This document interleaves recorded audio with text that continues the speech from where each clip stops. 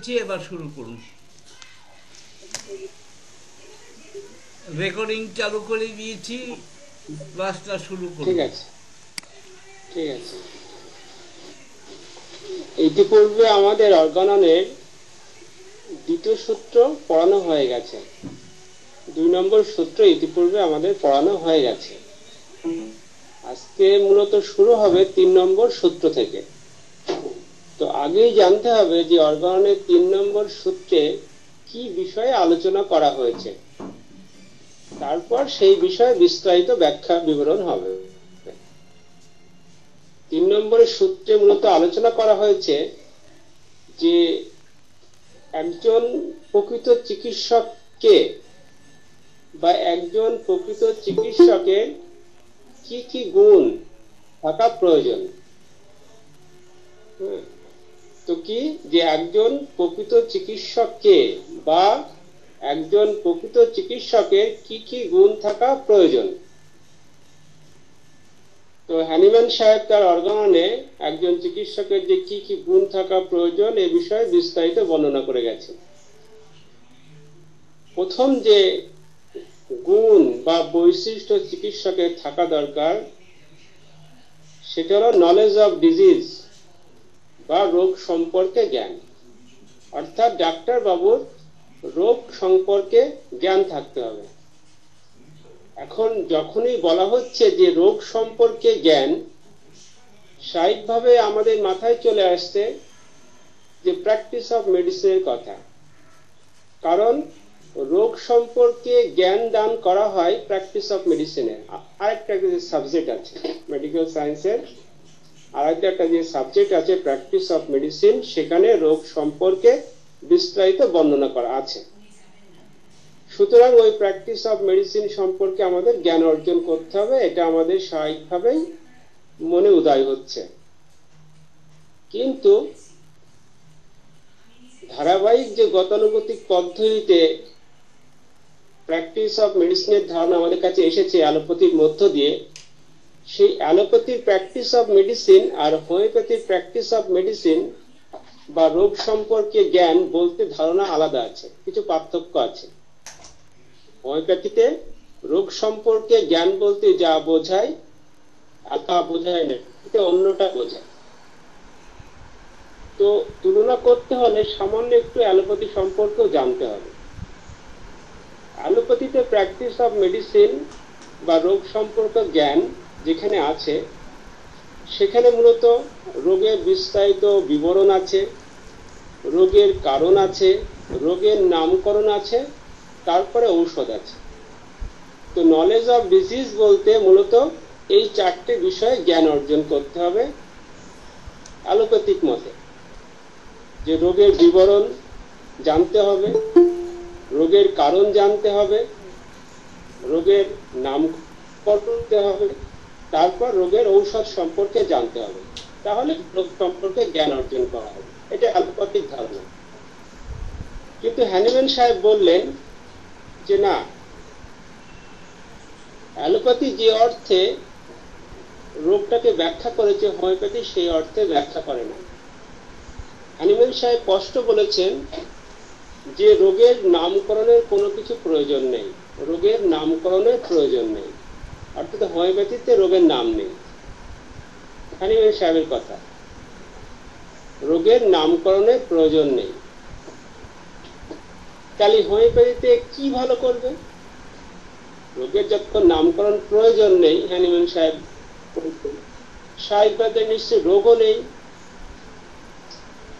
না, বিষয়টা সেরকম না। রোগ আছে কিন্তু রোগের নামকরণের প্রয়োজন নেই। তা রোগটা কি? হোমিওপ্যাথিতে বলা হচ্ছে যে কোন একজন সুস্থ স্বাভাবিক মানুষ কোনো কারণে, বিভিন্ন কারণ থাকতে পারে, যদি কিনা তার ভাইটাল ফোর্স দুর্বল হয়ে পড়ে, ভাইটাল ফোর্স দুর্বল হয়ে পড়ে, সেক্ষেত্রে ওই মানব দেহে কিছু অস্বাভাবিক লক্ষণ দেখা যায়। ওই অস্বাভাবিক লক্ষণের সমষ্টি হলো রোগ। এই রোগের নামকরণের প্রয়োজন নেই। অস্বাভাবিক যে লক্ষণগুলো দেখা যাচ্ছে, ওই অস্বাভাবিক লক্ষণ যা মানুষকে কষ্ট দিচ্ছে, ওই লক্ষণগুলোই হলো রোগ। এর রোগের কোনো নামকরণের প্রয়োজন নেই। হোমিওপ্যাথিতে বললেন হানিম্যান সাহেব। আর রোগের নাম ধরে কোনো ওষুধেরও প্রয়োজন নেই, সিমটমের উপর ওষুধ হবে। রোগ সম্পর্কে জ্ঞান বলতে মূলত কি বোঝাচ্ছে হোমিওপ্যাথি, এটা বুঝতে হবে যে একজন সুস্থ স্বাভাবিক মানুষের দেহে ভাইটাল ফোর্স যদি দুর্বল হয়ে পড়ে, তো ওই মানুষের দেহে কিছু অস্বাভাবিক কষ্টকর লক্ষণ দেখা যায়। ওই লক্ষণের সমষ্টি হলো রোগ। ডাক্তার বাবুর কাজ হলো ওই লক্ষণের উপরে ভিত্তি করে তাকে ঔষধ নির্বাচন করে তার রোগটাকে সুস্থ করে দেওয়া, অর্থাৎ তার কষ্টের হাত থেকে রেহাই দেওয়া। কষ্টটা হলো রোগ, কষ্টের হাত থেকে রেহাই দেওয়া। উদাহরণ সহ যদি এটা বোঝার চেষ্টা করা যায়, তাহলে ঠিক এইরকম উদাহরণ দেওয়া যেতে পারে। মনে কর একজন অসুস্থ মানুষ, সে ডাক্তারবাবুর কাছে এসেছেন কতকগুলো রোগ লক্ষণ নিয়ে। তার মূলত পাতলা পায়খানা হচ্ছে, ডায়রিয়া হচ্ছে মনে করেন, এই সমস্যা নিয়ে এসেছে। কিন্তু তার সঙ্গে আরো কতগুলো লক্ষণ রয়েছে, যেমন তার শরীরে ভীষণ ঘাম হচ্ছে, অশীত করছে, সে মৃত্যু ভয়ে ছটফট করছে, এমনকি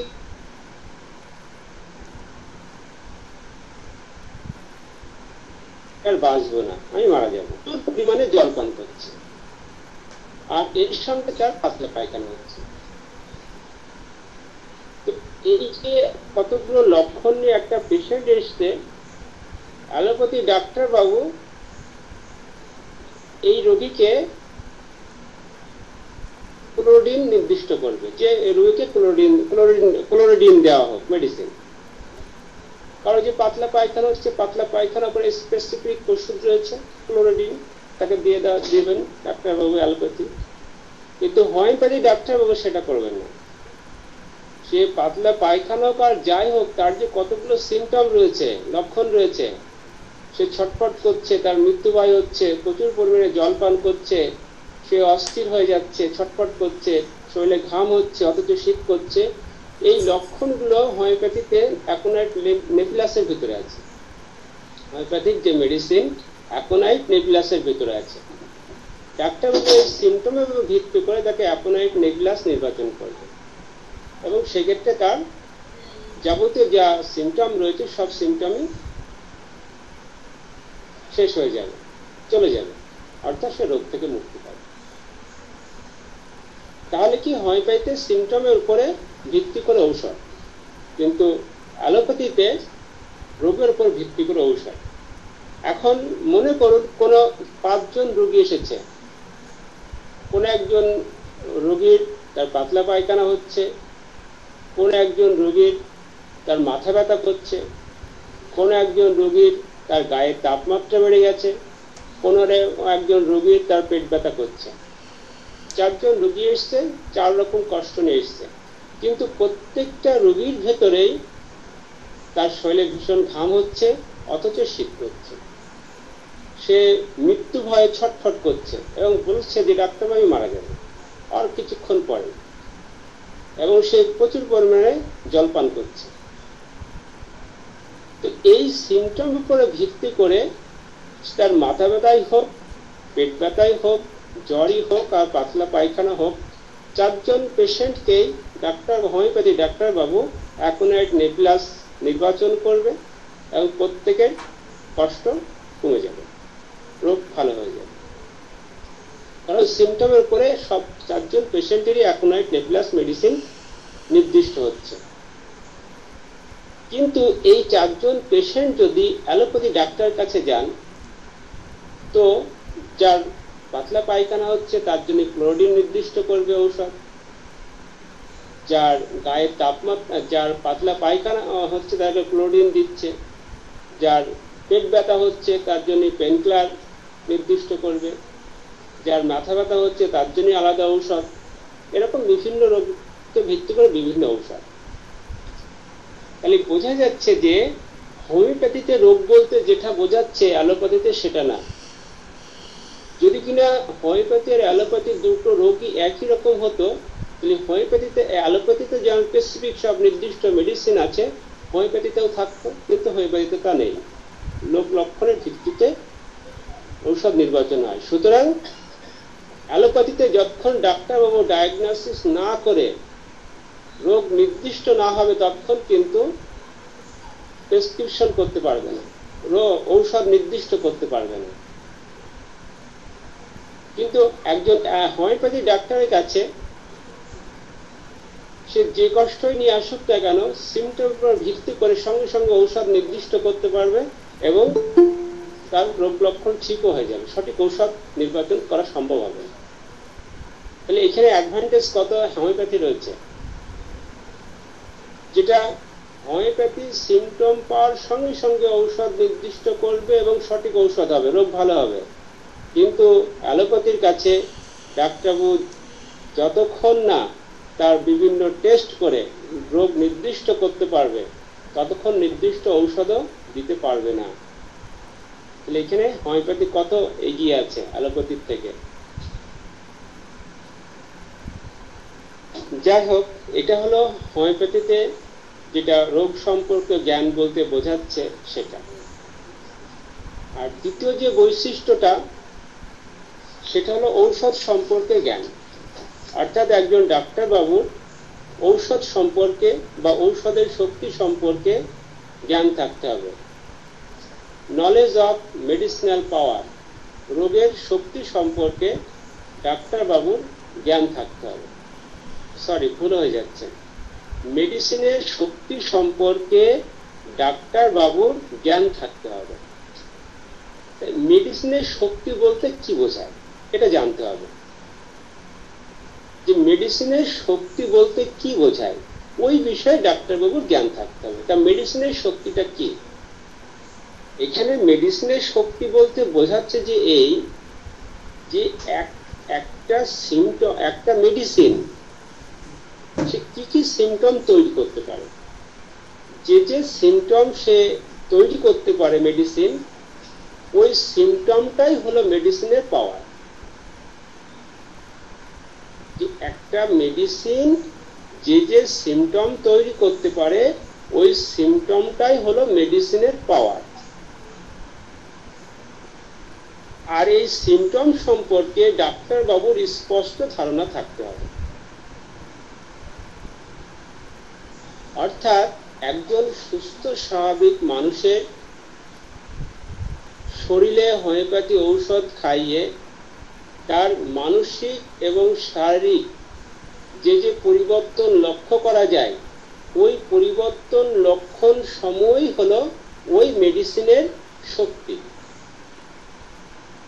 এই শক্তি সম্পর্কে স্পষ্ট ধারণা থাকতে হবে। আর এই ঔষধের শক্তি সম্পর্কে জ্ঞান দান করা হয় হোমিওপ্যাথির ম্যাথমেটিকায়। যখন আপনাদেরকে হোমিওপ্যাথির ম্যাথমেটিকা পড়ানো হবে সেক্ষেত্রে ঔষধের শক্তি সম্পর্কে বিস্তারিত জানা যাবে। এমনকি ডাক্তারবাবুর এত দূরদর্শী সম্পন্ন হতে হবে, এগুলো তো আমরা সব বলছি ডাক্তারবাবুর জ্ঞান সম্পর্কে আলোচনা হচ্ছে, সুতরাং ডাক্তারবাবুর যে জ্ঞান থাকা দরকার সে বিষয়ে বলা হবে। এমনকি ডাক্তারবাবুর এতটা দূরদর্শী সম্পন্ন হতে হবে যে কোনো একজন অসুস্থ মানুষ ডাক্তারবাবুর চেম্বারে এসে যখন তার বিভিন্ন রোগের তার কষ্টের কথা বলবে সঙ্গে সঙ্গে ডাক্তারবাবুর মাথার ভিতরে চলে আসবে যে এই সিমটমগুলো কোন মেডিসিনের ভিতরে আছে। এতটা দূরদর্শী সম্পন্ন হতে হবে। অর্থাৎ ডাক্তারবাবুর ঔষধের শক্তি সম্পর্কে এত স্পষ্ট ধারণা থাকতে হবে। উদাহরণস্বরূপ যদি বলা যায়, মনে করুন সালফার হলো একটা পলিক্রেস্ট মেডিসিন, বড় মেডিসিন, সব মায়াজমের উপর প্রভাব ফেলতে পারে। এই সালফার মেডিসিন একটা সুস্থ স্বাভাবিক মানুষকে যদি খাইয়ে দেওয়া যায় তো যে যে সিমটম সে তৈরি করে ওই সিমটম গুলো হলোই সালফার মেডিসিনের শক্তি, ওই মেডিসিনের পাওয়ার। যেমন দেখুন, একটা সালফার মেডিসিনের যে গুরুত্বপূর্ণ কতগুলো লক্ষণ আছে তার ভিতরে সে ভীষণ স্বার্থপর হয়। সালফার মেডিসিন যে কতগুলো লক্ষণ তৈরি করে সুস্থ স্বাভাবিক মানুষের দেহে, তার ভিতরে একটা হলো এই, সে মানুষটা ভীষণ স্বার্থপর হয়ে যাবে। এখন স্বার্থপর বলতে কি বোঝায়? কারণ স্বার্থপরেরও শ্রেণী বিভাগ আছে। স্বার্থপর একটা শব্দ, কিন্তু স্বার্থপরের ধরন আছে। সালফার কোন ধরনের স্বার্থপর সেটাও জানতে হবে ডাক্তারবাবুর স্পষ্ট।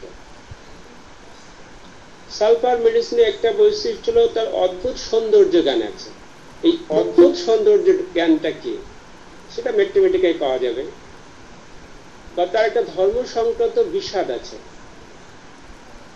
এবং সালফার মেডিসিন ভীষণ গর্বিত হয়, গর্ব করে, এবং সে এমন বিষয়, সে জ্ঞানী কিন্তু কি ভ্রান্ত জ্ঞানী, অর্থাৎ সে ভ্রান্ত দার্শনিক হবে।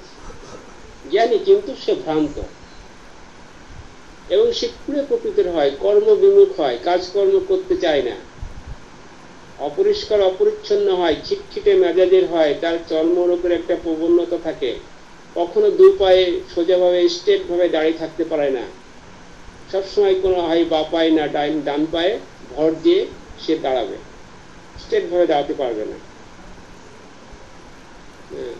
এই হলো সালফারের মূলত কতগুলো মেন মেন সিমটম। এছাড়া আরো অনেক মেন মেন সিমটম আছে, সালফার অনেক বড় মেডিসিন। তো এই মেডিসিনের সিমটম সম্পর্কে ডাক্তার বাবুর স্পষ্ট ধারণা থাকতে হবে, জ্ঞান থাকতে হবে। এটাই বলা হচ্ছে যে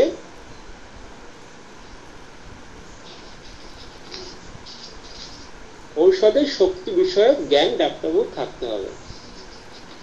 পরের যে গুণটা ডাক্তারবাবুর থাকতে হবে, আচ্ছা একটু রেসপন্স করুন, আমি যে কথাগুলো বলছি স্পষ্ট শোনা যাচ্ছে কি? টাওয়ারে কোনো ডিস্টার্ব হচ্ছে না তো? না, আচ্ছা ঠিক আছে। হ্যাঁ সঞ্জয় বলছি।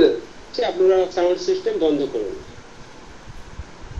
পরের যে গুরুত্বপূর্ণ জ্ঞান ডাক্তারবাবুর থাকতে হবে, এটা হলো ঔষধের শক্তি, অর্থাৎ ঔষধের যে সিমটম আর রোগীর যে সিমটম, এই দুই সিমটমের সাদৃশ্য মেলানো সম্পর্কে ডাক্তারবাবু দূরদর্শী জ্ঞান হতে থাকতে হবে। ঔষধের যে সিমটম আর রোগীর যে সিমটম, এই দুই সিমটমের সাদৃশ্য মেলানো ডাক্তারবাবুর জ্ঞান থাকতে হবে। যে ডাক্তারবাবু যত বেশি দুটো সিমটম মেলাতে পারবে, সে ডাক্তারবাবু তত বেশি সফল হবে। সুতরাং এই বিষয়ে ডাক্তারবাবুর গভীর জ্ঞান থাকতে হবে। পরের যে কথা বলা হচ্ছে যে ঔষধ কি করে প্রস্তুত করা হয়, এই বিষয়ে ডাক্তারবাবুর জ্ঞান থাকতে হবে। আর এই জ্ঞানটা একেবারে ল্যাবরেটরিতে যেভাবে ঔষধটা তৈরি করা হয়, মাদার টিংচার থেকে শুরু করে পোটেন্সি, এই সম্পর্কে জ্ঞান থাকতে হবে ডাক্তারবাবু। আর ল্যাব থেকে ঔষধটা ডাক্তারবাবু যখন চেম্বারে নিয়ে আসছে, ডাক্তারবাবু কি প্রসেসিং এর মধ্য দিয়ে ঔষধটা তৈরি করে রোগীকে দেবে, এ বিষয়ে ডাক্তারবাবুর জ্ঞান থাকতে হবে। আর এই জ্ঞানটা হ্যানিম্যান সাহেব যেভাবে বলে গেছেন, ওই জ্ঞানটাই ডাক্তারবাবু থাকতে হবে। এমন নয় যে অমুক তো ডাক্তারবাবু, তার অনেক পেশেন্ট হয়, অনেক রোগ ভালো করেছেন, সে এইভাবে ওষুধ দেয়, আমিও সেইভাবে দেব না। যদি ডাক্তারবাবু হ্যানিম্যানের থিওরি ফলো করে ওষুধ দিয়ে রোগী ভালো করে থাকে তো ঠিক আছে, আর হ্যানিম্যানের থিওরি না ফলো করেও নিজের থিওরি অ্যাপ্লাই করে, ওর ভিতরে সমস্যা আছে। সুতরাং এ বিষয়ে হ্যানিম্যান সাহেব যেভাবে বলে গেছেন ওইটা শিখতে হবে, ওইটা হলো সঠিক। এর বাইরে ভিতরে অনেক কিছু আছে, সেসব বিষয়ে আমাদের যাব না, আর আমাদের আলোচ্য বিষয় না, হোমিওপ্যাথি ডাক্তাররা সেটা করবেও না। যাবতীয় মানে পরিমাপের মাপকাঠি একমাত্র হ্যানিম্যান, অন্য কেউ নয়। কে কি করছে দেখা দরকার নেই, কে কত বড় ডাক্তার হচ্ছে সেটাও দেখা দরকার নেই, ওর ভিতরে অন্য বিষয় আছে। তা এই ঔষধ প্রণালী সম্পর্কে বিস্তারিত জ্ঞান থাকতে হবে। পরের যেটা ঔষধের শক্তি, দেখুন আগেও তো এর আগে একটা গুণ পড়ানো হলো যে ঔষধের শক্তি সম্পর্কে জ্ঞান, আর এখানে আবার বলা হচ্ছে যে ঔষধের শক্তি সম্পর্কে জ্ঞান থাকতে হবে। দুটোই তো শক্তি না, দুটো শক্তির মধ্যে পার্থক্য আছে। এর আগে বলা হয়েছে যে ঔষধ যে সিমটম গুলো তৈরি করতে পারে সেই শক্তি, সেই সম্পর্কে জ্ঞান।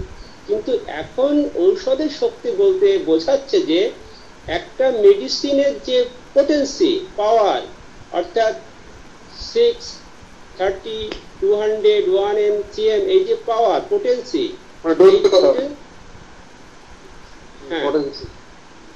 পোটেন্সি, এই পোটেন্সি সম্পর্কে ডাক্তার বাবুর স্পষ্ট ধারণা থাকতে হবে।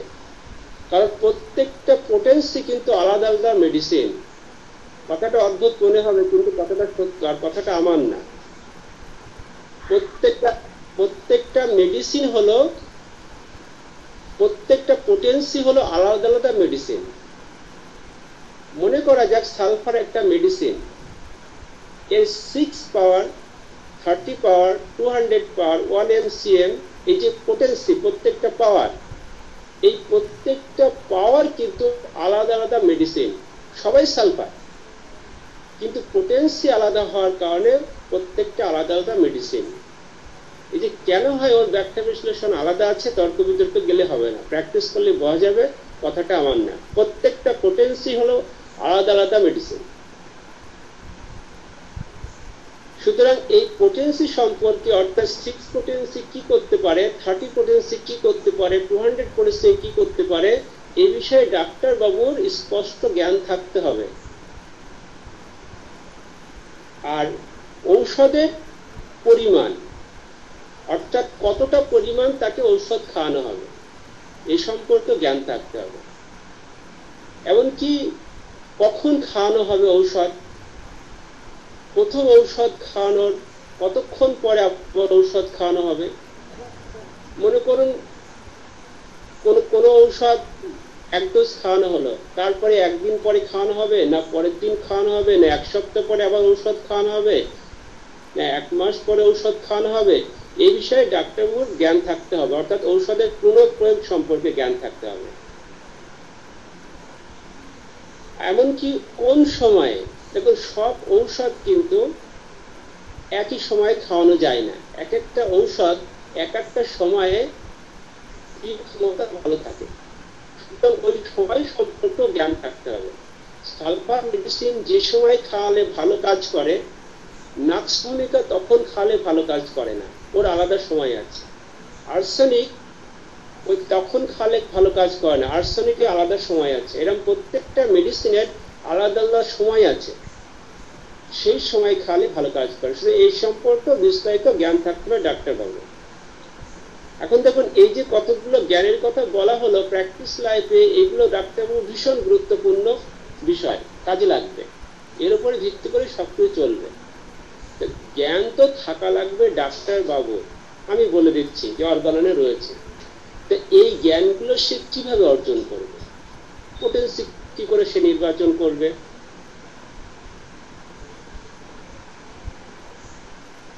প্রয়োগ সে কিভাবে করবে, বা ঔষধের ডোজ মাত্রা কিভাবে করবে, এই জ্ঞান তো ডাক্তারবাবু থাকা লাগবে। কিন্তু ডাক্তারবাবু এই জ্ঞান অর্জন করবে কোথা থেকে? এখন তার উত্তর দিতে হবে, কিন্তু এখন সে উত্তরের বিষয় না। কারণ আমরা যে অর্গানন পড়ছি এটা অর্গানের থিওরি পার্ট, তত্ত্বের বিষয়। আর এই বিষয়ে জ্ঞান দান করা আছে অর্গানের প্র্যাকটিক্যাল পার্টে। যখন প্র্যাকটিক্যাল পার্ট করানো হবে তখন এগুলো হ্যানিম্যান সাহেব যেভাবে বলে গেছেন ধরে ধরে তখন সেটা বলা হবে। যে ঔষধ কিভাবে প্রস্তুত করতে হবে, অর্থাৎ ডাক্তারবাবু তার চেম্বারে কি করে ঔষধ তৈরি করে পেশেন্টকে দেবে, এ বিষয়ে হ্যানিম্যান সাহেব বলে গেছেন।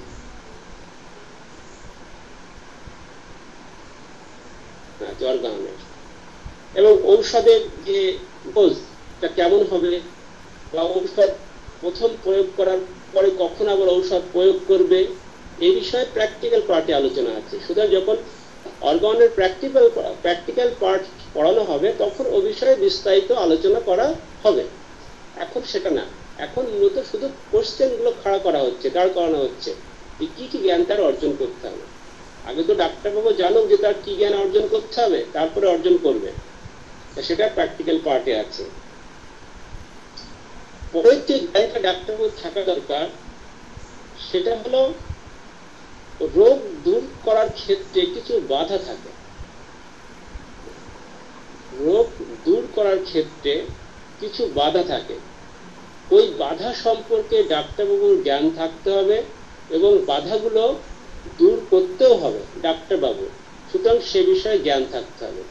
উদাহরণস্বরূপ বলা যায়, মনে করুন কোন একজন রুগী এসছে, তার প্রত্যেক দিন রাত্রে জ্বর আসছে, মধ্যরাত্রে জ্বর আসছে, ভোরবেলা জ্বর ছেড়ে যাচ্ছে, এমন একটা পেশেন্ট এসছে।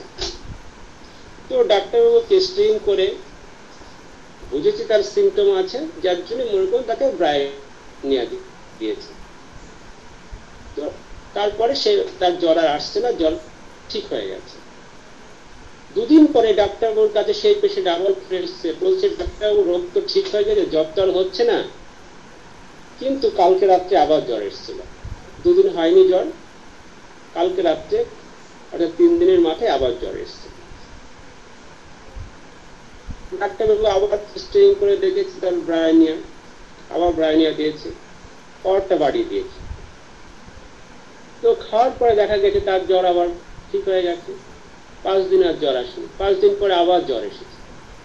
তো রোগী আবার ফিরে এসছে, এসে বলছে ডাক্তারবাবু আমার তো ওষুধ খাওয়ার পরে জ্বর ভালো হয়ে গিয়েছিল, কিন্তু দেখুন আবার জ্বর এসছে, 5 দিন হলো আবার 5 দিন পরে জ্বর এসছে। তখন ডাক্তারবাবুকে ভাবতে হবে যে নিশ্চয়ই এমন কোনো বিষয় আছে যার জন্য ওই রোগটা সমূলে ভালো হচ্ছে না, কোনো বাধা আছে নিশ্চয়। সেই বাধা তাকে সরাতে হবে। ওই বাধা যদি ডাক্তারবাবু না সরান, তো এই ছোট ছোট মেডিসিন যা মায়ের উপরে ততটা ক্রিয়া করতে পারে না। উদাহরণস্বরূপ ব্রায়োনিয়ার কথা বলেছি, অর্থাৎ যারা মায়ের উপরে ততটা ক্রিয়া করতে পারে না, সেই মেডিসিন দিয়ে তার জ্বরটা সমূলে ভালো করা যাবে না। তো ডাক্তারবাবুকে জ্ঞান অর্জন করতে হবে যে ওই জ্বরটা কোথা থেকে আসছে, ফান্ডামেন্টাল কজ থেকে আসছে না এক্সাইটিং কজ থেকে আসছে। ফান্ডামেন্টাল কজ থেকে যদি এসে থাকে তাহলে ভাইটাল ফোর্স দুর্বল হয়েছে, আর ভাইটাল ফোর্স যখন দুর্বল হয়েছে, মায়োজোমের বিষয় রয়েছে, তা জ্বরটা মায়োজোম থেকে আসছে। সুতরাং মায়োজোমকে যদি দুর্বল না করা যায় তাহলে ওই জ্বর সমূলে ভালো হবে না, বারবার জ্বর ফিরে ফিরে আসবে। সুতরাং ডাক্তার যখন টেস্টিং করে তাকে মায়োজমেটিক মেডিসিন দেবে, এবার দেখা যাবে যে জ্বরটা সমূলে সরে গেল। সুতরাং এই যে বাধা, মায়োজোমের একটা বাধা, এই সম্পর্কে ডাক্তারবাবুর জ্ঞান থাকতে হবে এবং বাধাকে সরাতে হবে। শুধু এই না, খাদ্য খাবারে একটা বাধা থাকে, বাধা বিভিন্ন থাকে। তো একটা যেরকম মায়োজমেটিক উদাহরণ দেওয়া হলো, আর একটা হলো খাদ্য খাবারের বাধা থাকে। উদাহরণস্বরূপ বলা যায়, কোন একজন পেশেন্ট এসছে, সে বলছে আমার ঘুম হয় না। তো ডাক্তারবাবু তাকে টেস্টিং করে যাবতীয় বুঝেছে, বুঝে তাকে কোন একটা মেডিসিন XYZ মনে করুন নির্ধারণ করেছে, মেডিসিনও সঠিক হয়েছে। তার সত্ত্বেও 2 দিন পরে পেশেন্ট আবার ঘুরে এসেছে, এসে বলছে ডাক্তারবাবু আমার ঘুম হচ্ছে না। তো ডাক্তারবাবু টেস্টিং করে দেখছেন না, মেডিসিন তো ঠিক আছে, পাওয়া তো ঠিক আছে, তার সত্ত্বেও এমন কেন হচ্ছে। তো আরো ভালো করে ভাবনা চিন্তা করলো, রিটেস্টিং করলো, করে দেখলো যে ওই পেশেন্ট প্রত্যেক দিন 20 থেকে 25 কাপ চা পান করে, আর চায়ের ভিতর থাকে নিকোটিন। নিকোটিন ঘুমের ডিস্টার্ব করে। যে মানুষের ঘুম হচ্ছে না, অর্থাৎ সে প্রতিদিন অনেক পরিমাণে, প্রচুর পরিমাণে নিকোটিন নিচ্ছে, নিকোটিন নেওয়ার কারণে তার ঘুম হচ্ছে না, এখানে মেডিসিন করবে কি? সুতরাং না হওয়ার কারণ হলো নিকোটিন, চা পান করা। তাকে চা পান করা যখনই বন্ধ করে দেওয়া যাবে, ডাক্তার নিষেধ করবে, চা সে পান করবে না, স্বাভাবিকভাবে তার ঘুম চলে আসবে।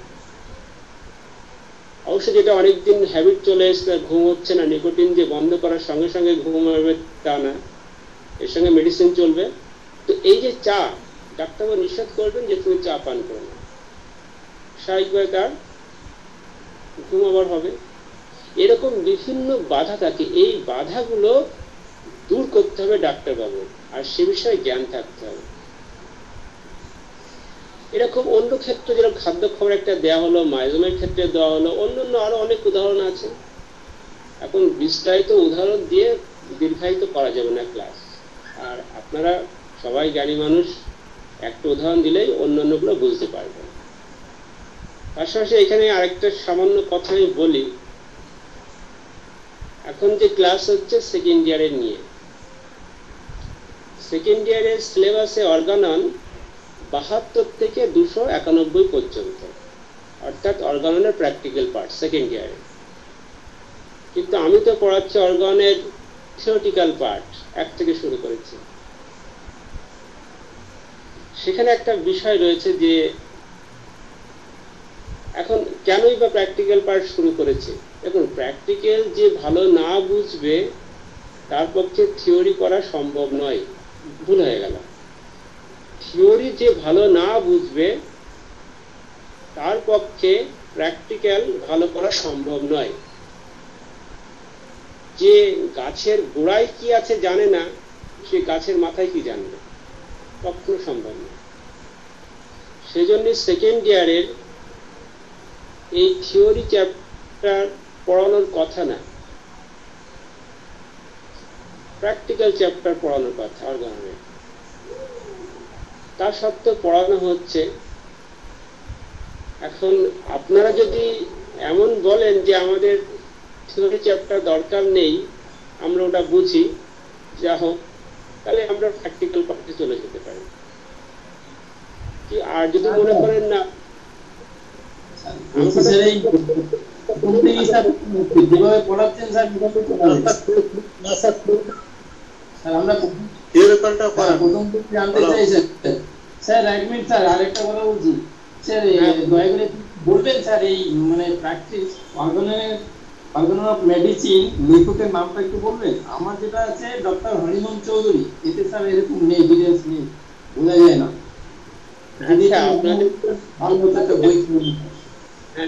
আপনাদের বইয়ের কথাও বলা হয়নি, বইয়ের কথাও বলতে হবে। কারণ হরিমোহন চৌধুরীর বইয়ে শুধুমাত্র হ্যানিম্যান সাহেব তার অর্গাননে ইংরেজিতে যেটা লিখেছে তার হুবহু বাংলা অনুবাদ করা আছে। ওর ব্যাখ্যা বিশ্লেষণ হ্যানিম্যান সাহেব করেননি। সরি, ভুল হয়ে যাচ্ছে। ডক্টর হরিমোহন সাহেব তিনি ওর ব্যাখ্যা বিশ্লেষণ করেননি, শুধুমাত্র হ্যানিম্যান সাহেব যেটা ইংরেজিতে লিখে গেছেন তার বাংলায় অনুবাদ করেছেন। যার জন্য হরিমোহনের অর্গানন পড়ে অতটা বিস্তারিত ব্যাখ্যা বোঝা যাবে না। হ্যানিম্যান অর্গাননের সূত্রগুলো যে, হ্যানিম্যান তো জার্মানি ভাষায় লিখেছেন, হ্যানিম্যান সাহেব অর্গানের সূত্রগুলো জার্মানি ভাষায় লিখেছেন। পরবর্তী সময়ে সেটাকে ইংরেজিতে ট্রান্সলেট করা হয়েছে, জার্মানি থেকে ইংরেজিতে ট্রান্সলেট করেছে। আর ওই ইংরেজিটাকে বাংলায় ট্রান্সলেট করেছে, শুধুমাত্র এতটুকু। যার জন্য ওর বিশ্লেষণ ওখানে নেই, অতটা পড়ে বোঝা যায় না। আর কোনো একটা নির্দিষ্ট পার্টিকুলার বইতেও ও বিস্তারিত ব্যাখ্যা বোঝা যাবে না। তার জন্য অনেকগুলো অর্গাননই পড়তে হবে, এমনকি আমাদের ওয়েস্ট বেঙ্গলের কিছু ভালো ভালো অর্গানন আছে, সেগুলো পড়তে হবে। পাশাপাশি বাংলাদেশেরও কিছু অর্গানন আছে, ওখানকার ডাক্তারবাবুরা লিখেছেন, তারাও খুব ভালো ব্যাখ্যা করেছেন, সেগুলো পড়তে হবে। সুতরাং কয়েকটা অর্গানন যদি একসঙ্গে পড়া যায় তাহলে সব ব্যাখ্যা বিশ্লেষণ ভালো বোঝা যাবে। সেজন্য বেশ কয়েকটা বইয়ের নাম আপনাদেরকে বলা হবে, সেগুলো আপনাদেরকে কিনতে হবে আর পড়তে হবে। হ্যাঁ, সব যদি কিনতে চাই তা আমি কি করে পাবো, এটা বলতে পারবেন? হ্যাঁ হ্যাঁ, বাংলাদেশের বই আমি কিনতে চাই, কিন্তু কিভাবে আমি পাবো এটা তো জানা নেই। অনেক বই আমাদের কলেজ স্ট্রিটে পাওয়া যায়, বাংলাদেশের অনেক বই আমাদের কলেজ স্ট্রিটে পাওয়া যায়। কলেজ স্ট্রিটে গিয়ে খোঁজ করলেই পাওয়া যাবে। এছাড়া আরো অনেক অন্যান্য তথ্যসূত্র আছে, আপনাদের সব বলা হবে, আস্তে আস্তে সব বলা হবে। এখন পড়ার বিষয়ে আসি, পরে সব বলা হবে এসব বিষয়ে। তাহলে এই যে কতগুলো, হ্যাঁ বলুন,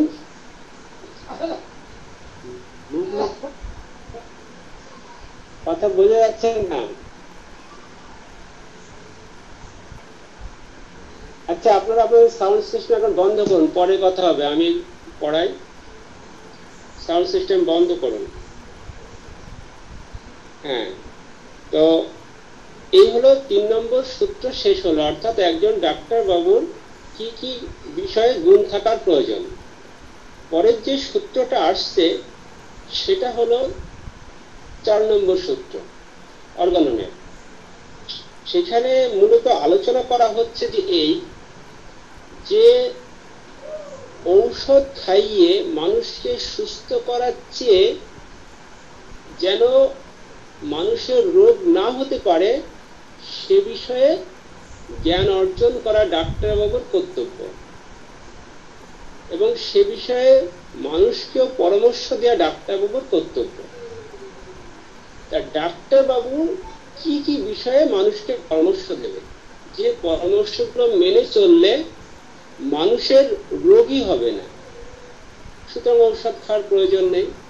অর্থাৎ এ বিষয়ে বিস্তারিত আলোচনা করা হবে। আপনাদের প্রিভেন্টিভ অ্যান্ড সোশ্যাল মেডিসিন বলে একটা সাবজেক্ট আছে, প্রিভেন্টিভ অ্যান্ড সোশ্যাল মেডিসিন একটা সাবজেক্ট আছে, এটা সেকেন্ড ইয়ার নিশ্চয়ই করানো হবে। সেই বিষয়ে ওখানে ওই সাবজেক্টে এই সূত্রটা বিস্তারিত আলোচনা করা আছে, একটা সাবজেক্ট পুরো, যে ঔষধের পরিবর্তে যেন ঔষধ প্রয়োজনই নেই, রোগ না হয়, কি করলে রোগ হবে না সেইটা মানুষকে মেনে চলতে হবে, যার জন্য ঔষধের আর প্রয়োজন হবে না। তা সে বিষয়ে ডাক্তারবাবুর কি কি জ্ঞান অর্জন করতে হবে বা ডাক্তারবাবুর কর্তব্য কি, মানুষকে কিভাবে সচেতন করবে। তো সেক্ষেত্রে বলা যাচ্ছে যে একজন ডাক্তারবাবুর, ভুল হয়ে যাচ্ছে, ডাক্তারবাবুর মানুষকে পরামর্শ দিতে হবে কিছু নিয়ম পালন করা, যে নিয়ম পালনের মধ্য দিয়ে মানুষের শরীরে রোগ আসবে না, অর্থাৎ ঔষধের প্রয়োজন হবে না। এখন সেই নিয়মটা কি, নিয়মটা জানতে হবে ডাক্তারবাবু, আর জানার পরে মানুষকে সেটা পরামর্শ দিতে হবে। এখন নিয়ম কেন পালন করতে হবে, এই নিয়ম যে কেন পালন করতে হবে এটা ভালো বোঝা যাবে যদি মানুষের শরীরটা কিন্তু একটা ইঞ্জিনের সমতুল্য, অর্থাৎ রেল ইঞ্জিন বলুন আর বাসের ইঞ্জিন বলুন আর মোটর বাইকের ইঞ্জিন বলুন, একটা ইঞ্জিনের সমতুল্য হলো মানুষের দেহ।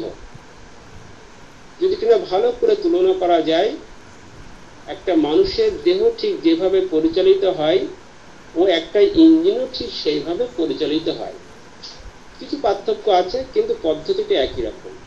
এখন একটা মোটর সাইকেল যে চালাচ্ছে ড্রাইভার, সেটি সঠিক নিয়মে না চালায়, অর্থাৎ যেভাবে ক্লাচটা চাপতে হবে সেভাবে না চেপে অন্যভাবে উল্টো পাল্টা চাপছে, যেভাবে ব্রেক করতে হবে সেভাবে না ব্রেক করে অন্যভাবে ব্রেক করছে, একটা নির্দিষ্ট সময় পর গিয়ার অয়েল চেঞ্জ করতে হয় সেটা সে চেঞ্জ করছে না, গাড়ি চলেই যাচ্ছে, গিয়ার অয়েল শুকিয়ে যাচ্ছে, এইরকম বিভিন্ন, ফলে সঠিক নিয়মে গাড়িটা না চালিয়ে সে নিজের মন মতো জনতন প্রকারে গাড়ি চালাচ্ছে। তো ওই মোটর সাইকেল দীর্ঘদিন ধরে ভালো থাকতে পারে না, অতি অল্প সময়ে গাড়িটা খারাপ হয়ে যায়। তো মানুষের ঠিক তাই, এর কতগুলো নিয়ম আছে, যদি কিনা ওই নিয়ম পালনের মধ্য দিয়ে সে পরিচালিত হয় তাহলে তার শরীরে রোগ আসবে না এবং সে দীর্ঘজীবী হবে।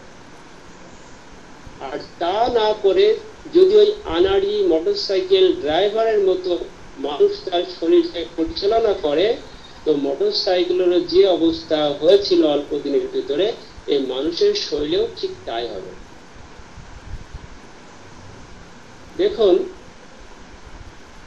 এখন উদাহরণে বিস্তারিত যাওয়া যাবে না, কারণ সময় সংক্ষিপ্ত আর সেকেন্ড ইয়ার তো যে মেন বিষয় প্র্যাকটিক্যাল পার্ট সেটা তো করাতে হবে, স্পিডে যেতে হবে থিওরিটিক্যাল পার্ট। পাশাপাশি একথাও ঠিক, পড়াশোনা যে শুধুমাত্র শিখে কিছু ওই পরীক্ষার খাতায় বসিয়ে নম্বর পেতে হবে ওর কোনো মানে নেই, অন্তত মেডিকেল সায়েন্সের ক্ষেত্রে। এইখানে হলো কে কতটুকু শিখলো, যে যতটুকু শিখতে পারবে প্র্যাকটিক্যাল লাইফে তার কার্যে কর্মক্ষেত্রে সেটুকুই কাজে লাগবে।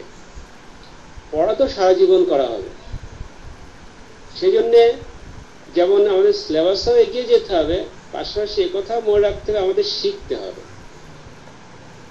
সেই জন্য যদি বিস্তারিত বিবরণ করা যায় সময় বেশি লাগবে, আবার একবারে সংক্ষিপ্ত করা যায় না। চেষ্টা করা হচ্ছে, দেখি থিওরিটিক্যাল পার্টটা কিভাবে কি করা যায়। খুব বেশি গতিতেও যাওয়া যাবে না, আবার একেবারে সংক্ষিপ্ত করেও দেওয়া যাবে না।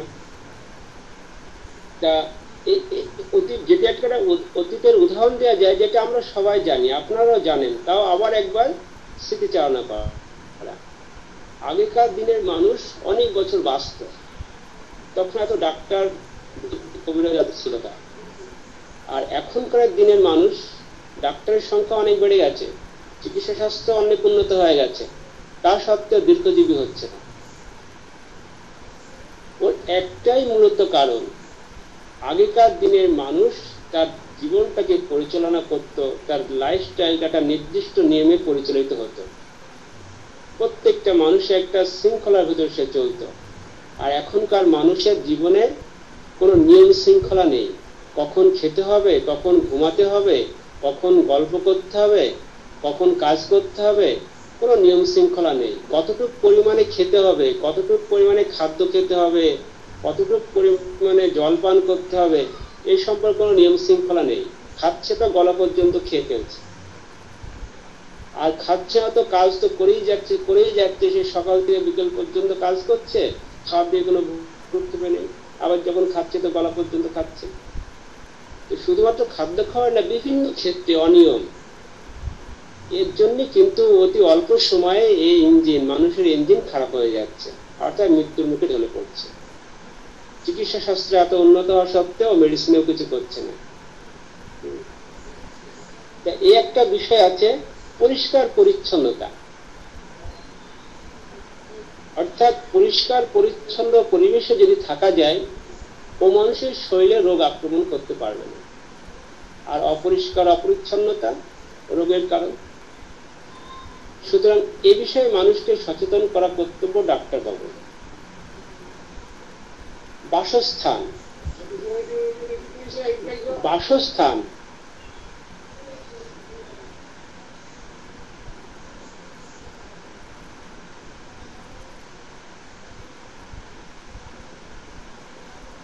হ্যাঁ, কথা শোনা যাচ্ছে? ঠিক আছে।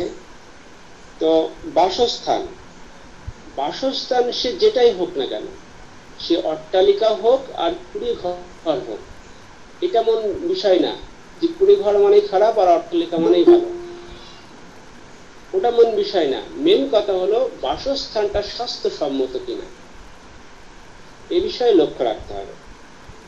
সুখাদ্য, অর্থাৎ বর্তমানে তো ভেজালে ভরে গেছে, খাদ্য খাবারে ভেজালে ভরে গেছে, সে আমরা সবাই জানি। তাও বলা, সবজি যে বাজারে কেনা হচ্ছে, যারা শহর অঞ্চলের মানুষ তারা জানেন না, কিন্তু যারা গ্রাম অঞ্চলের মানুষ তারা জানে যে সবজিতে কি করা হচ্ছে। সবজির পোকা মারার জন্য এমন ঔষধ ব্যবহার করা হয় যা মানুষের শরীরের জন্য ভীষণ ক্ষতিকারক।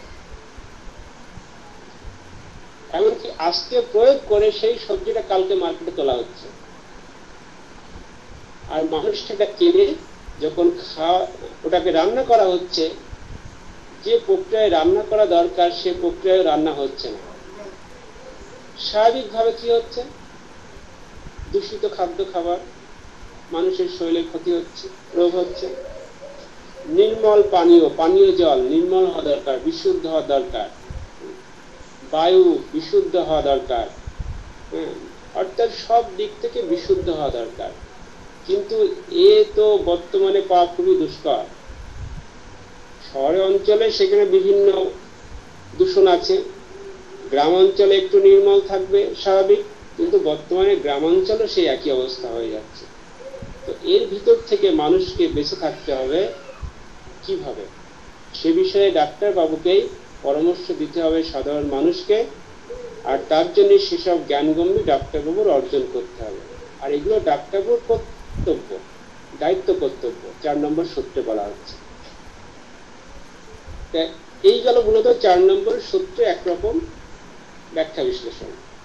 পরের যে সূত্রটা আসছে 5 নম্বর সূত্র। 5 নম্বর সূত্র এমনই একটা গুরুত্বপূর্ণ সূত্র যা ডাক্তারবাবুর জীবনের প্রথম থেকে একেবারে শেষ পর্যন্ত লাগবে। আর এই বিষয়ে যদি ধোঁয়াশা থাকে, ডাক্তারবাবুর জ্ঞান স্পষ্ট না থাকে, স্বচ্ছ না থাকে, তাহলে প্র্যাকটিস লাইফে সে কখনোই সফলতার সঙ্গে প্র্যাকটিস করতে পারবে না। সুতরাং এই সূত্র সম্পর্কে স্পষ্ট ধারণা গড়ে তুলতে হবে। যদি সময় বেশিও লাগে, একটু বেশি সময় নিয়েও এটা বুঝতে হবে, বিভিন্ন উদাহরণ টেনে টেনে বুঝতে হবে। 5 নম্বর সূত্রে মূলত বলা হয়েছে এক্সাইটিং কজ আর ফান্ডামেন্টাল কজ, অর্থাৎ রোগের মূলত দুটো কারণ থাকে। রোগের মূলত দুটি কারণ থাকে, এক্সাইটিং কজ আর ফান্ডামেন্টাল কজ। এই দুটো কারণ সম্পর্কে স্পষ্ট ধারণা ডাক্তারবাবু থাকা লাগবে, যে কোনটা এক্সাইটিং কজ, কোনটা ফান্ডামেন্টাল কজ। কোন একজন পেশেন্ট চেম্বারে আসবে, ডাক্তারবাবু দেখবেন, দেখার পরে আগে নির্দিষ্ট করবেন যে এর রোগ কি কারণে হয়েছে, এক্সাইটিং কজের কারণে হয়েছে না ফান্ডামেন্টাল কজের কারণে হয়েছে। আগে তো এটা নির্দিষ্ট করতে হবে। আর এই নির্দিষ্ট করতে গিয়ে যদি ভুল হয়ে যায়, সে যতই যা করুক না কেন ও মেডিসিন ভুল হবে, রোগ ভালো হবে না, এমনকি মানুষের জীবন সংশয় হবে। দেখুন, এক্সাইটিং কজ এমন একটা কজ যে কারণে সাধারণত মানুষের মৃত্যু হয় না। রোগের যে এক্সাইটিং কজ, এই এক্সাইটিং কজের কারণে যদি রোগ হয়, সেই রোগের কারণে সাধারণত মানুষের মৃত্যু হয় না। কিন্তু ফান্ডামেন্টাল কজের কারণে যে রোগ হয়, ওই রোগের যদি সঠিক চিকিৎসা না করা সম্ভব হয়, তো মানুষের মৃত্যু পর্যন্ত হয়ে যেতে পারে। একজন পেশেন্ট এসছে, সে ফান্ডামেন্টাল কজ নিয়ে, ডাক্তারবাবু ঠিকঠাক বুঝতে পারেনি, ফান্ডামেন্টাল কজের উপর যেভাবে মেডিসিন সিলেকশন হবে সেভাবে করতে পারেনি, কি হবে? ওই রোগী মৃত্যু হবে। এই মানুষটা মৃত্যুর জন্য কে দায়ী? ডাক্তারবাবু দায়ী? অবশ্যই এটা সাধারণ মানুষ বুঝতে পারবে না, কেউ দায়ী করবে না, কিন্তু ডাক্তারবাবু যদি দূরদর্শী জ্ঞান সম্পন্ন হয়, বুঝবে যে না, আমারই ভুলের কারণে মানুষটা মারা গেল। সেজন্য এক্সাইটিং কজটা কি আর ফান্ডামেন্টাল কজ কি এটা বুঝতে হবে। এক্সাইটিং কজ, যেটাকে বাংলায় উত্তেজক কারণ বলে, আর ফান্ডামেন্টাল কজ, যেটাকে বাংলায় মৌলিক কারণ বলে। মৌলিক, মূল। এক্সাইটিং কজের একটা উদাহরণ দিয়ে বোঝানো যাক। একটা মানুষ অনুষ্ঠান বাড়ি গেছে, অনেক খাদ্য খাবারের আয়োজন হয়েছে, সে বেশি পরিমাণ খেয়ে ফেলেছে, অর্থাৎ অতি ভোজন করেছে।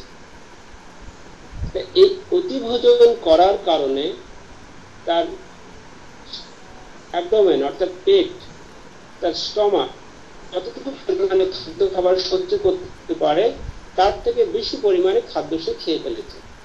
স্বাভাবিকভাবে ওই মানুষটার বমি হতে পারে, পাতলা পায়খানা হতে পারে, এরকম সমস্যা হতে পারে, গ্যাস হতে পারে, কষ্ট হতে পারে।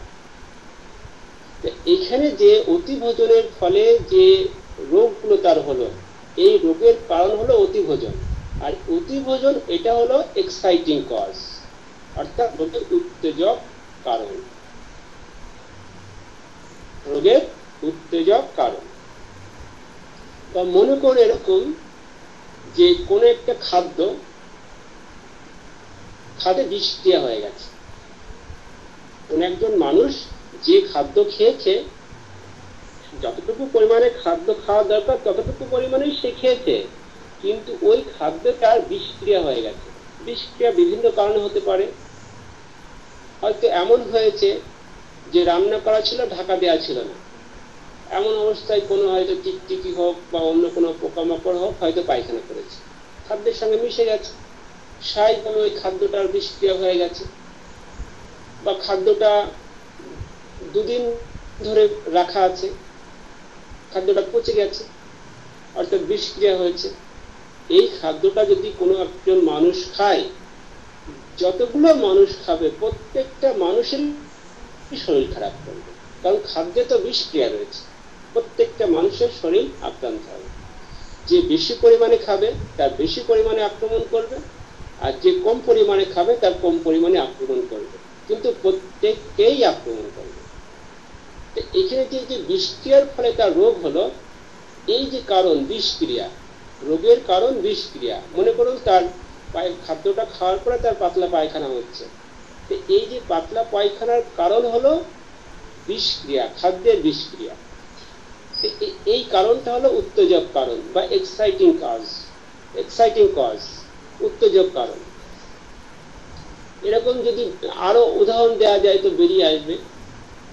এবার দেখুন, এক্সাইটিং কজ হলো এমনই একটা কজ, এই কজ যাদের শরীরে ঢুকবে প্রত্যেককেই আক্রান্ত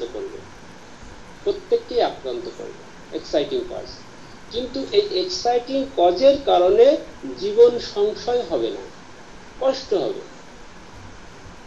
হবে, কিছুটা কষ্ট হবে, কিন্তু জীবন সংশয় হবে না, মৃত্যু হবে না সাধারণত। এক্সেপশন সেটা আলাদা কথা, ব্যতিক্রম সেটা আলাদা। ব্যতিক্রমে অনেক কিছু হতে পারে, ব্যতিক্রমে ভারী বস্তু উপরে উড়ে যেতে পারে, কিন্তু ইন জেনারেল সেটা নয়। মূলত দুটো উদাহরণ দেওয়া হলো এক্সাইটিং কজ। এবার ফান্ডামেন্টাল কজ, এটা কি? ফান্ডামেন্টাল যদি কজটা বুঝতে হয় তাহলে জানতে হবে যে রোগের কারণ কিন্তু সূক্ষ্ম, রোগের কারণ কিন্তু স্থূল নয়। আর স্থূল বস্তুর ওপরেই প্রভাব বিস্তার করতে পারে। স্থূল বস্তু কখনোই সূক্ষ্ম বস্তুর উপর প্রভাব বিস্তার করতে পারে না। একমাত্র সূক্ষ্ম বস্তুর উপরে প্রভাব বিস্তার করতে পারে। এটা হ্যানিম্যান সাহেব বললেন। এই যে স্থূল আর সূক্ষ্ম, এখন এই স্থূল বলতে কি বোঝাচ্ছে আর সূক্ষ্ম বলতে কি বোঝাচ্ছে সেটা বলা হবে, একটু পরেই বলা হবে। আগে তো মূল কনসেপ্টটা আসুক। স্থূল বস্তু, এতদিন পর্যন্ত চিকিৎসা শাস্ত্রে যে গতানুগতিক ধারা চলছিল সেটা অন্যরকম, কিন্তু এখানে হ্যানিম্যান সাহেব নতুন কথা বললেন। অর্থাৎ এতদিন পর্যন্ত বলা হতো যে স্থূল বস্তু সূক্ষ্ম বস্তুর উপরেও প্রভাব ফেলতে পারে, এতদিন পর্যন্ত বলা হতো হ্যানিম্যানের আগে।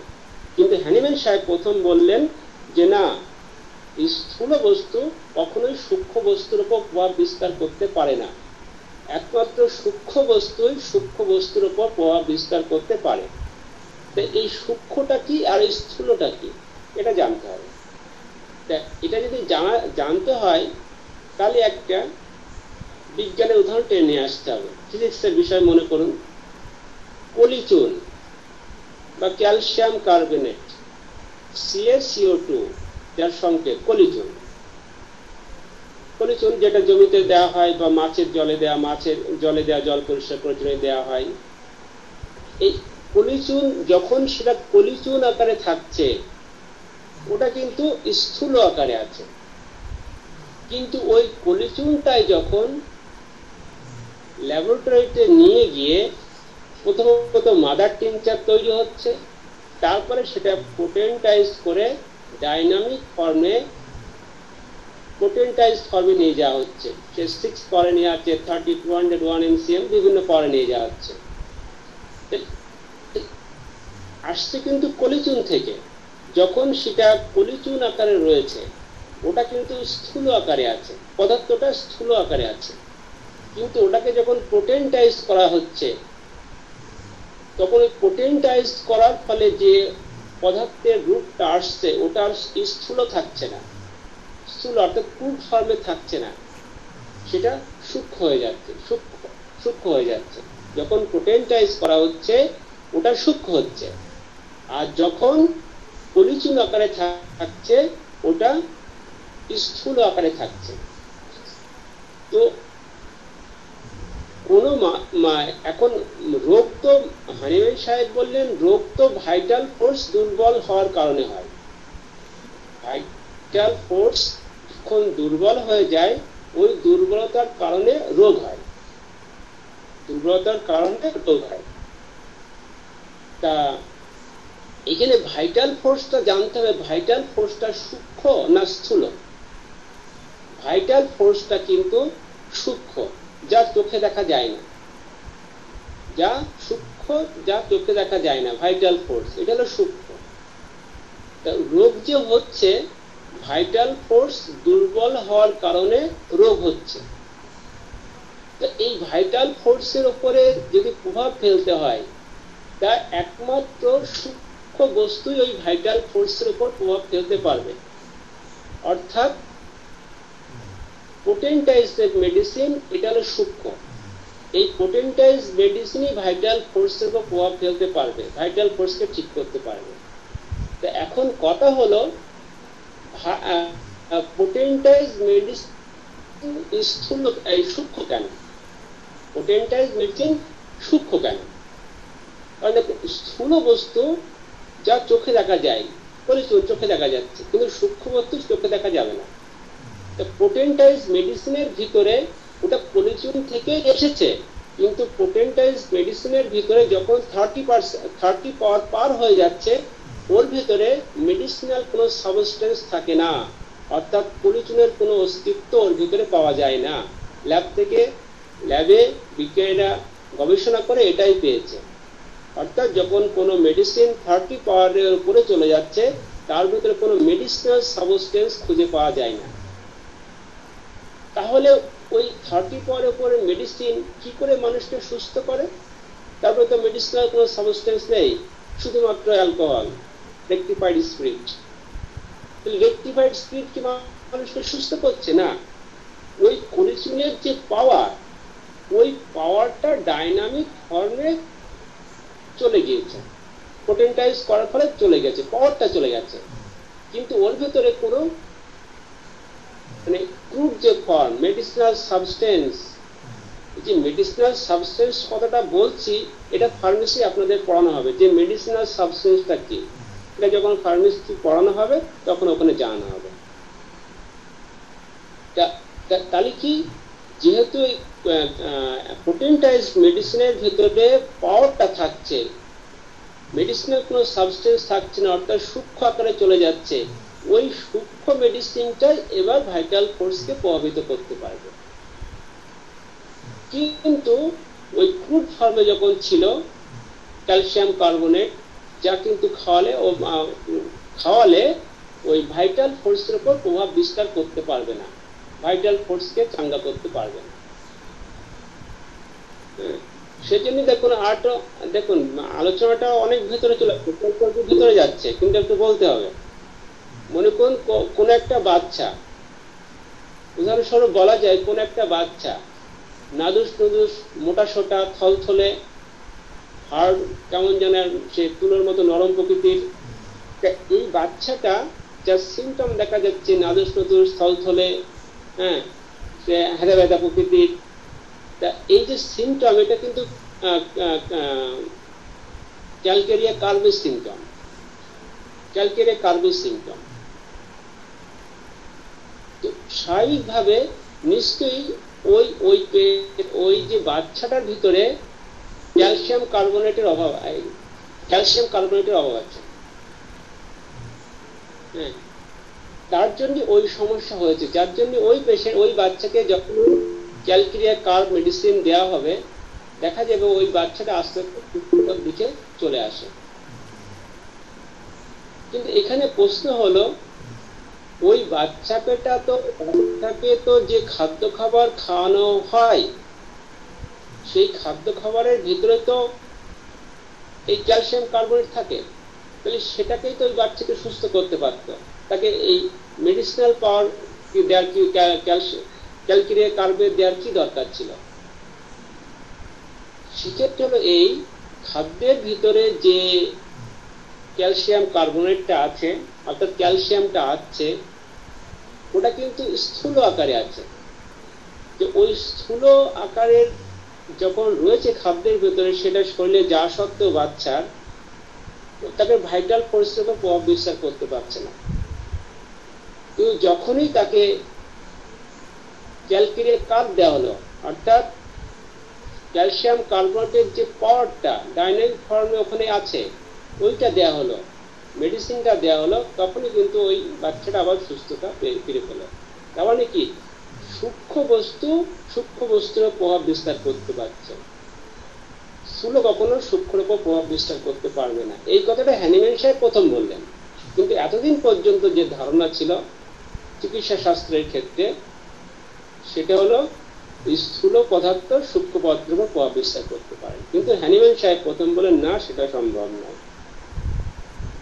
তা এখন তো ফান্ডামেন্টাল কজের মূলত উদাহরণ দেওয়া হচ্ছে, মূল যে বিষয়ে ফিরে আসা হচ্ছে ফান্ডামেন্টাল কজ। ফান্ডামেন্টাল কজ এটা আরো ভালো বোঝা যাবে। মনে করুন একজন মানুষ একটা বসন্ত রোগীকে দেখতে গিয়েছে,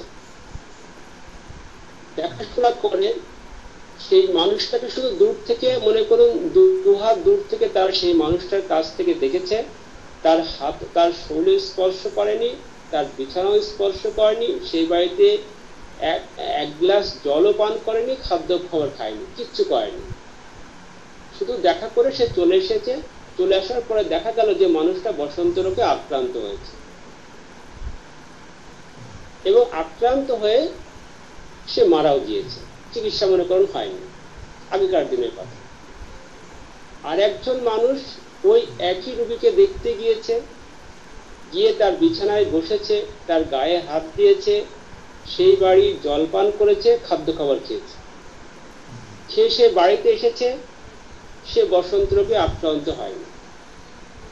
আর একজন মানুষ, সে ওই পেশেন্টকে দেখতে গেছে, তার পাশে বসেছে, গায়ে হাত দিয়েছে, তার হাতে জল পান করেছে, খাদ্য খাবার খেয়েছে, বাড়ি এসেছে, বসন্ত রোগে আক্রান্ত হয়েছে, কিন্তু আক্রান্ত হওয়ার পরে সে অটোমেটিক আবার সুস্থ হয়ে গেছে, তাহলে 3 জন মানুষ বসন্ত রোগীকে দেখতে গেল, একজন দেখা করে আসার পর সে বসন্ত রোগে আক্রান্ত হয়ে মারা গেল, আর একজন সে বসন্ত রোগে আক্রান্ত হলোই না, আর একজন বসন্ত রোগে আক্রান্ত হলো, কিন্তু কিছুদিন পর সে অটোমেটিক আবার সুস্থ হয়ে গেল, সে মারা গেল না। এখানে যদি কিনা ওই বসন্ত রোগের জীবাণু রোগের কারণ হয়, তাহলে কিন্তু 3 জন মানুষই বসন্ত রোগে আক্রান্ত হতো এবং মারা যেত। কিন্তু এখানে তা হলো না। তার কারণটা কি? এই কারণটা বুঝতে পারলেই বোঝা যাবে যে ফান্ডামেন্টাল কজটা কি। এখন দেখুন, যে মানুষটা বসন্ত রোগে আক্রান্ত হয়ে মারা গেল, অর্থাৎ তার ভাইটাল ফোর্স ভীষণ দুর্বল।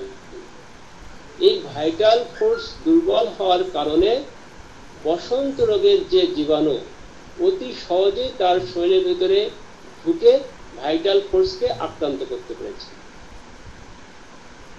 যার ফলে ওই মানুষটা বসন্ত রোগে আক্রান্ত হলো,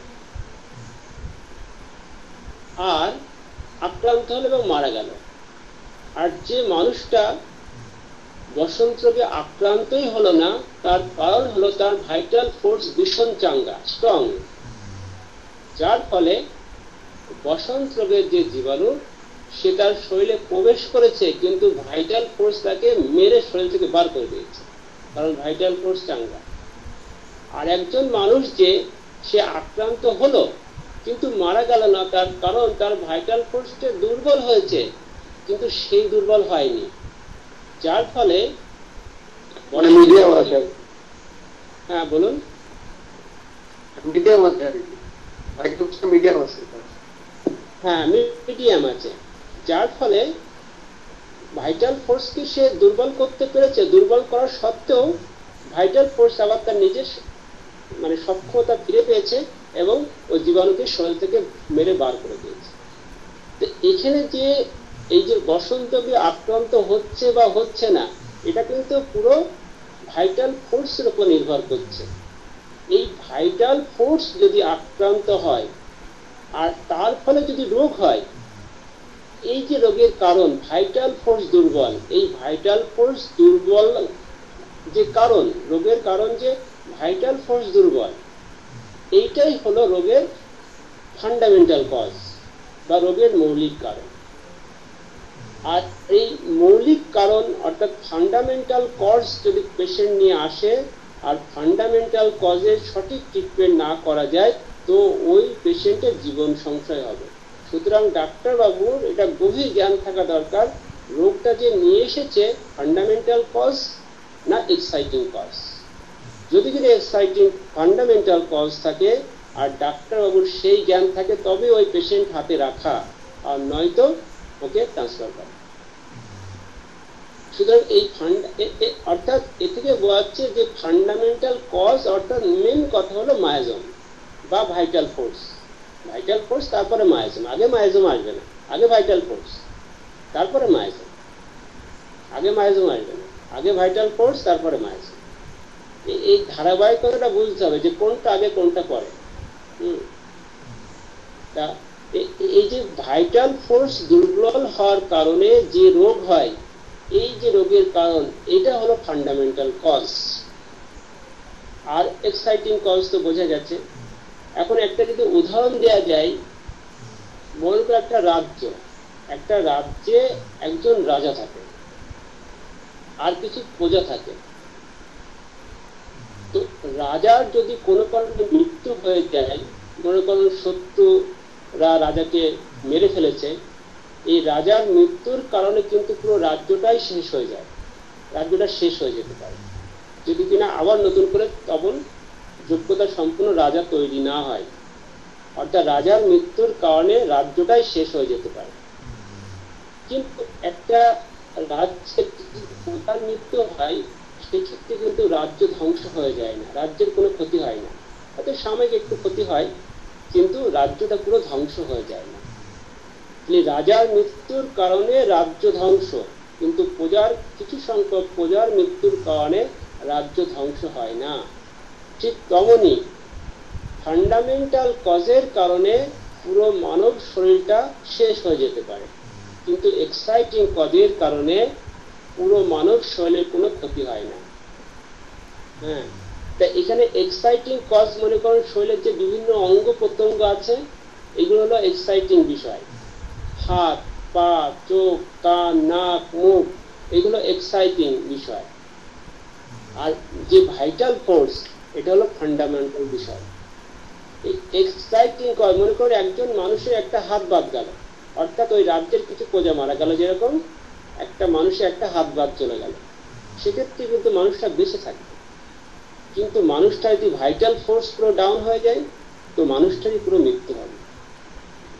তাহলে এ থেকে সাধারণত একটু বোঝা যাচ্ছে যে ফান্ডামেন্টাল কজটা কোথা থেকে আসছে বা কি, আর এক্সাইটিং কজটা কি। এতটুকু মূলত একটা সংক্ষিপ্ত আলোচনা। এখন কথা হলো ভাইটাল ফোর্স দুর্বল হয় কেন? ভাইটাল ফোর্স তো অদৃশ্য শক্তি, এই ভাইটাল ফোর্স দুর্বল হয় কেন? কি কি কারণে ভাইটাল ফোর্স দুর্বল হয়? আগে একদিন ক্লাসে একজন ছাত্র কোশ্চেন আমাকে করেছিল যে ভাইটাল ফোর্স দুর্বল হয় কেন। আমি বলেছিলাম যে এটা পরবর্তী সময়ে আলোচ্য বিষয়, যখন সেখানে যা হবে তখন সেটা বলা হবে। এখন সেই জায়গায় চলে এসেছে, সে স্টুডেন্ট যদি থেকে থাকে তা উত্তর সে পেয়ে যাবে, সবাই পেয়ে যাবে যে ভাইটাল ফোর্স কি কি কারণে দুর্বল হয়। দুই একটা কারণে ভাইটাল ফোর্স দুর্বল হয় না। আচ্ছা, আমাদের তো টাইম ছিল 10টা পর্যন্ত, এখন 10টা পার হয়ে গেছে। আপনারা যদি বলেন তাহলে আরো কিছুক্ষণ পড়াই, আর নয়তো টাইম শেষ হয়ে গেলে সিরিয়াল অনুযায়ী বন্ধ করতে হবে। কি করবো? একজন রেসপন্স করুন,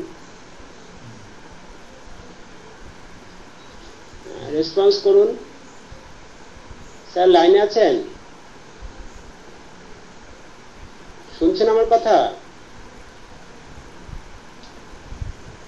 বলুন কি করব, টাইম তো 10টা পার হয়ে গেছে।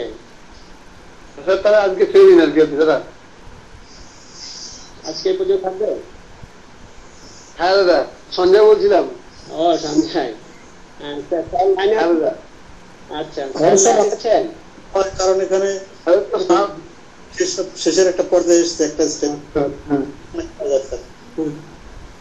হ্যাঁ বোঝা যাচ্ছে না, কথাটা বলুন ভালো।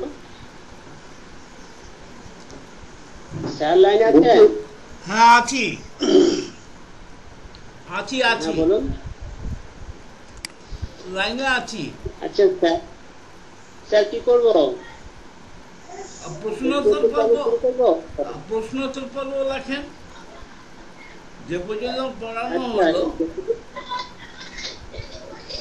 যতটুকু পড়ানো হলো এর উপরে যদি কোনো কোশ্চেন থাকে তো শুরুতে কোশ্চেন করুন, চেষ্টা করা হবে উত্তর দেওয়ার।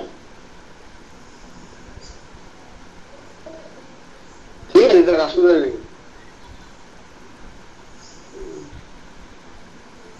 আর অন্যরা? অন্যরা সব গুড নাইট হয়ে গেছে। স্যার আছেন লাইনে? হ্যাঁ আছি আছি। না না অন্যরা সবাই হয়নি, এখন আমি আছি লাইনে। হ্যাঁ ও। স্যার কোশ্চেন ঠিক আছে। করছে না, কি করবো? তাহলে বন্ধ করে দিতে হবে। আপনাদের কি কারো কোনো প্রশ্ন নেই? সঞ্জয়, না স্যার নেই। হ্যাঁ স্যার, নেই স্যার। তোমাদের কোনো প্রশ্ন অসুবিধা নেই। নেই? না আমার তো স্যার নেই। তাহলে আর কি করবো? তাহলে আচ্ছা আমি তো আমরা ক্লাসটা তাহলে এখানেই শেষ করছি। Good night. Sir good night sir. ঠিক আছে, okay sir, good night sir. আবার নেক্সট ইয়ার।